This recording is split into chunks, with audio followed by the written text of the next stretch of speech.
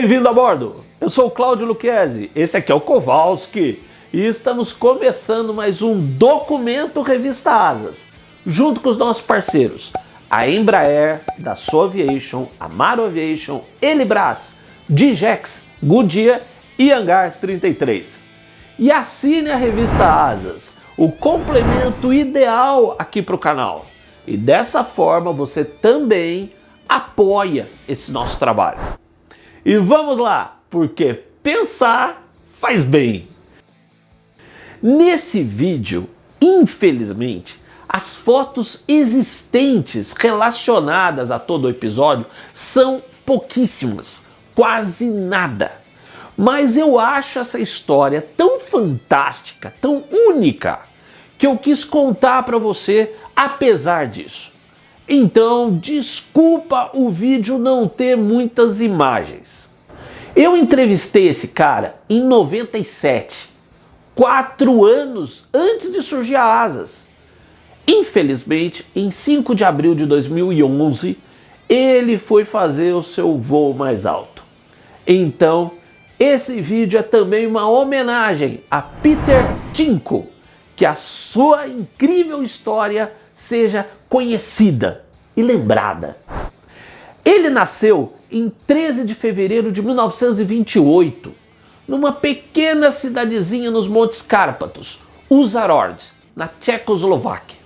Mas ainda na sua infância, naqueles tempos turbulentos de ascensão de Adolf Hitler na Alemanha, com o regime nazista do Terceiro Reich, do Tratado de Munique e de tantas coisas, quando ele fez 11 anos, o seu país não existia mais. No seu lugar estava a Eslováquia, com um governo títere aliado do Terceiro Reich. Pouco depois, em setembro, tinha início a Segunda Guerra Mundial. Considerado um povo germânico pelos nazistas, a ocupação pelas tropas alemãs, já no início da guerra, até que foi bem amena para a população local. E os Tinko, produtores de vinho nas centenárias terras da família, pareciam estar em segurança. E ia mesmo ser tranquilo para o garoto Peter até fins de 44. Eram aí os estertores do Terceiro Reich, e os alemães recuavam em todas as partes, e deixaram a Eslováquia naquele fim de ano, com o Ano Novo de 45, vendo a chegada das tropas do Exército Vermelho.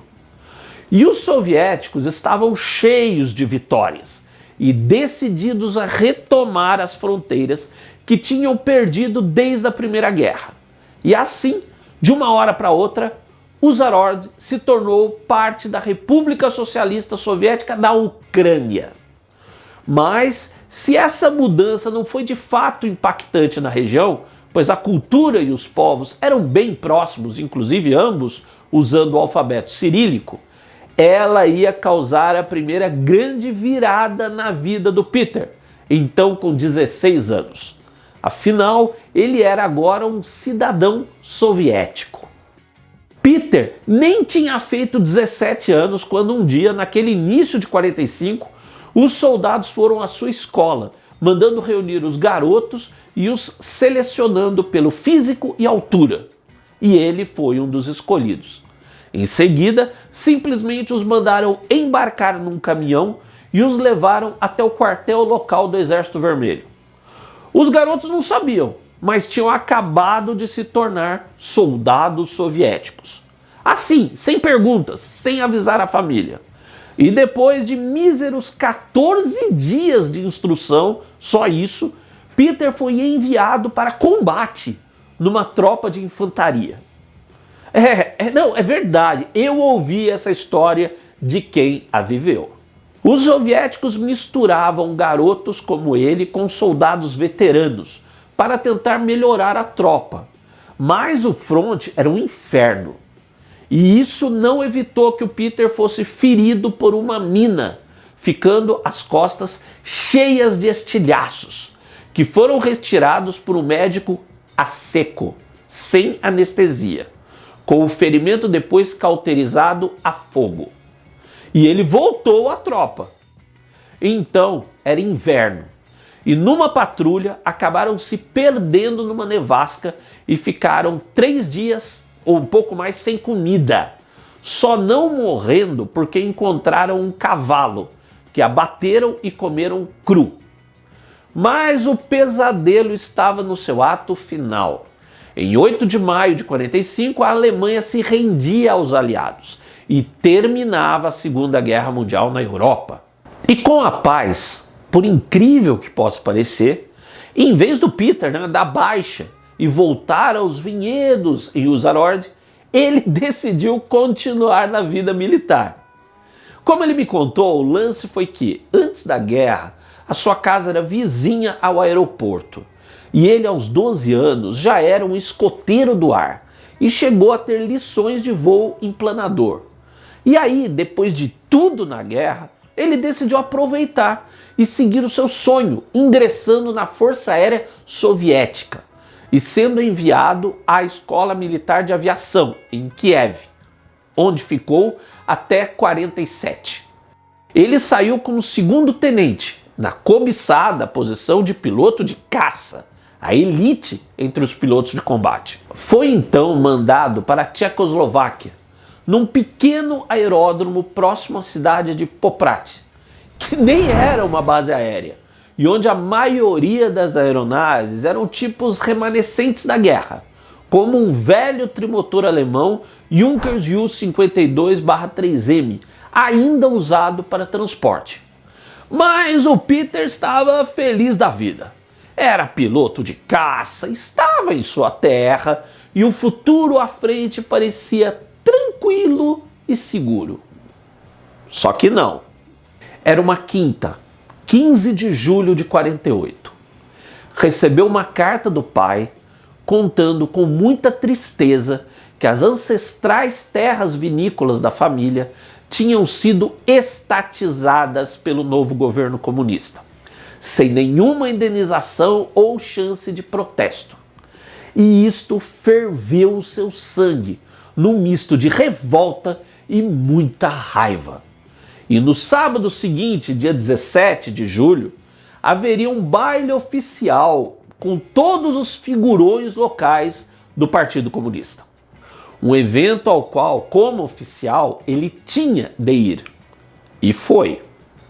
Só que, com o sangue fervendo nas veias, ele, que tinha apenas 20 anos e nunca tinha sido de beber, se perdeu um pouco, sabe? Na contagem dos copos.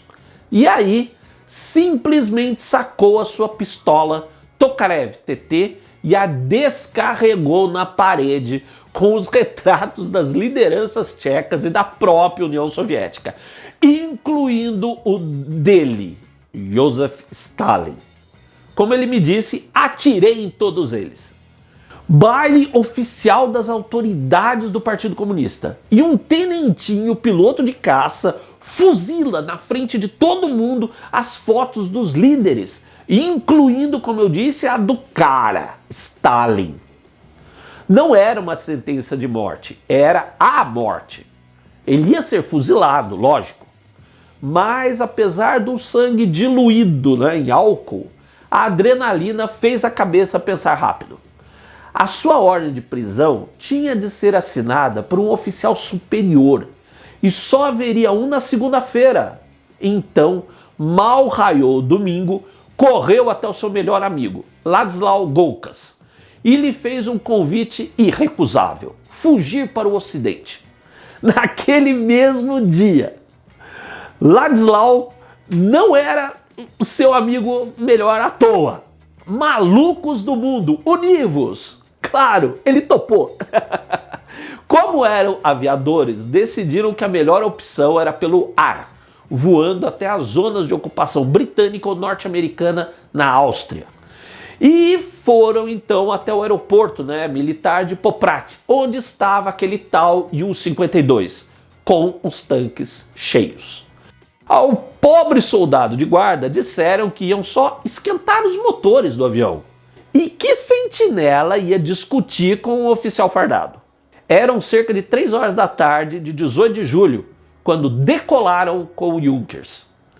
Felizmente ganharam algumas horas, porque o radiotelegrafista da guarnição, um amigo de Ladislau, considerou que a mensagem do roubo do Junkers não tinha urgência.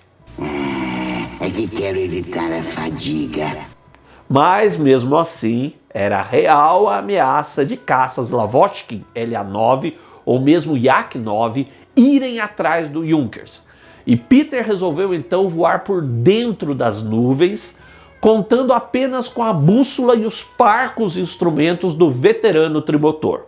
E o fim da tarde não só trouxe o problema de pousar na escuridão, como também a piora nas condições do tempo, com nuvens cada vez mais baixas. A intenção inicial era chegar a Salzburg, no setor norte-americano, mas isso não ia acontecer. Já quase sem condições de voo, acabaram pousando num pasto, acidentando o avião. Uns camponeses se aproximaram, curiosos, com aquela visita inesperada. Sim, ali era a Áustria, mas na zona de ocupação soviética. Vida! Eles então trataram de se afastar a pé, aproveitando a noite, e quando amanheceu se esconderam num celeiro para dormir, retomando o caminho ao fim da tarde. Nessa fuga, souberam que patrulhas soviéticas com cães já haviam encontrado o Junkers e estavam no encalço deles. Olha, todos nós já vimos enredos desse tipo em muitos filmes, mas você imaginava uma história assim real? Pois é, essa foi real.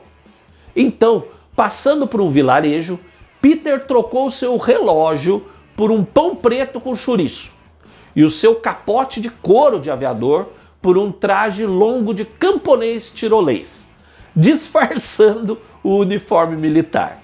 E enfim, chegaram na divisa com o setor britânico. Mas essa fronteira era o rio Feistritz, que estava cheio e com correnteza, num lugarejo chamado Dobersdorfer Mühle, e a única ponte era guardada por 2 soldados soviéticos. Como Ladislau falava alemão, Peter lhe disse para ir cantando uma musiquinha alemã qualquer e ele ia assobiando junto. E se tivessem sorte, os soldados os tomariam como camponeses locais e não lhes pediriam identidade. Genial! Subiu! O infalível dos infalíveis! E funcionou! Mas a aventura não havia terminado ainda. Já no setor britânico, extenuados, pararam para descansar numa pousada. Mas uma mulher desconfiou daquela dupla, e chamou a polícia austríaca, que cercou o lugar, pronta para devolvê-los aos soviéticos. Mas isso só mortos, como Peter berrou. Se quisessem atirar, que atirassem, pois não iam se render para serem devolvidos. Se era para ser fuzilado, que fosse ali mesmo. E no meio desse impasse, chegou um oficial britânico, que logo viu nos 2 militares tchecos fugitivos um prêmio bastante interessante. Já pintava a Guerra Fria no ar. Não, eles não iam ser devolvidos. Pelo contrário, foram levados e acomodados no hotel de luxo, com tudo pago. E pouco depois foram levados para o setor norte-americano. E lá ficaram por uns 3 meses, sendo interrogados pelo pessoal da inteligência militar, que queria saber de tudo, do treinamento, tipos e capacidades dos aviões, quantidade, instalações em terra, tudo. Mas um dia até isso acabou. Os 2 amigos estavam livres e vivos. A turma da inteligência deu $100 de auxílio a cada um. E agora era por conta deles. Então Peter, que jogava futebol desde a adolescência, se tornou goleiro do Sturm Graz, um time austríaco.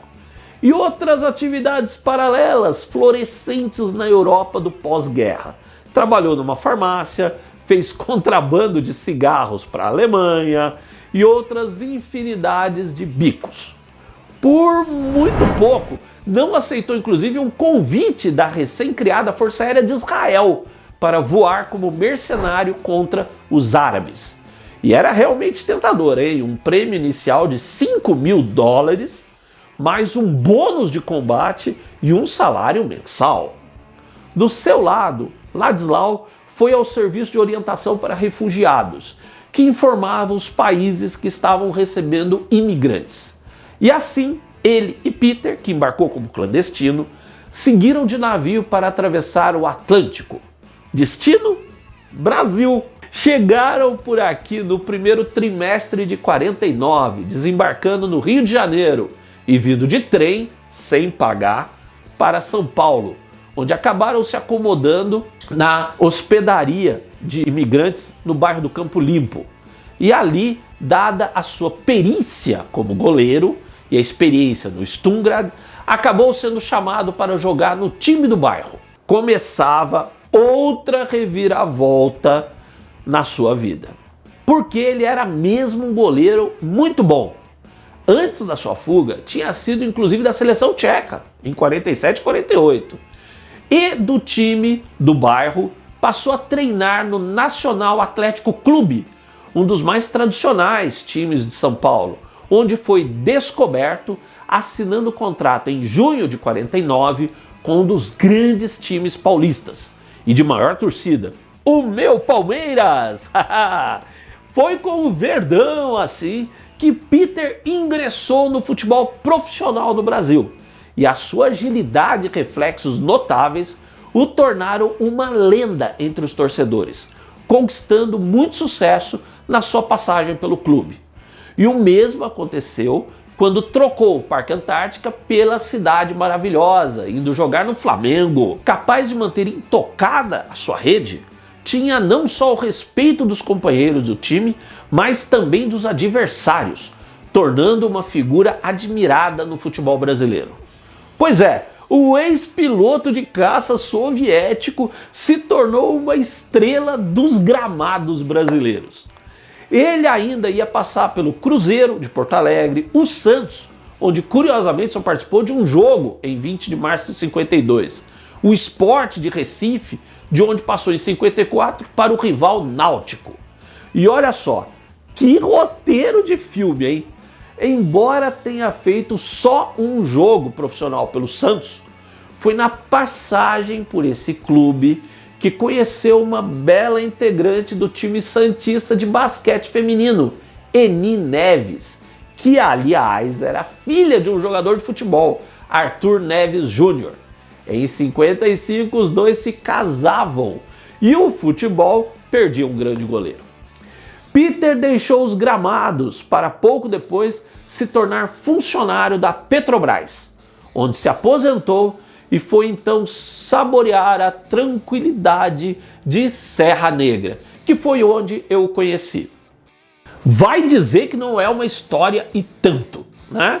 Pois é, histórias assim só em asas. Obrigado por estar aqui comigo e com o Kowalski no canal da revista Asas, o melhor da aviação e sua história e cultura no YouTube. Um grande abraço e até o próximo voo.